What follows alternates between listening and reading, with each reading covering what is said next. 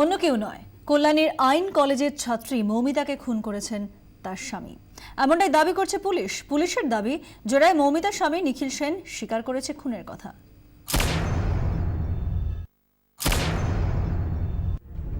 সম্পর্কের টানাপোড়েন, প্রতিহিংসার বশেই স্ত্রীকে খুন করেছে নিখিল সেন।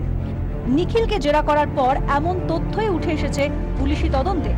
পুলিশের দাবি, জেরায় নিখিল স্বীকার করেছে তার স্ত্রী মৌমিতার সঙ্গে একাধিক পুরুষের সম্পর্ক ছিল।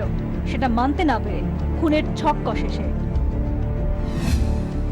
বৃহস্পতিবার 10:30 নাগাদ কল্যাণীর কাছে একটি বেসরকারি ইঞ্জিনিয়ারিং এর সিকিউরিটি গার্ডরা গুলির আওয়াজ শুনতে পান।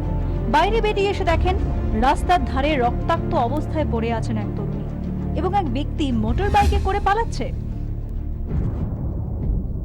পয়েন্ট ব্ল্যাঙ্ক রেঞ্জ থেকে মাথায় গুলি করে মৌমিতাকে খুন করা হয়। খুনে জড়িত সন্দেহে পুলিশ গ্রেফতার করে মৌমিতার স্বামী নিখিল সেনকে, যদিও প্রকাশ্যে নিখিল খুনের কথা অস্বীকার করেছে। মৌমিতা কেমন হয়েছিল? প্রথম দিকে ভেবেছিলাম ভালো ছিল, তারপরে সব তাদের সঙ্গে ভেতরে আছে সুরজিৎ বলে আছে, স্বর্ণ বলে আছে, আর দু একজন আছে।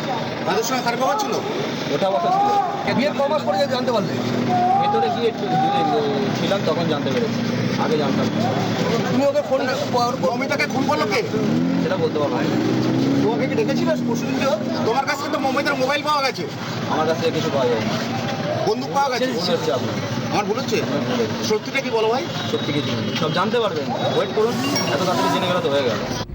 নিখিল সেনকে শনিবার আদালতে পেশ করা হলে তার 6 দিনের পুলিশ হেফাজতের নির্দেশ দিয়েছেন বিচারক।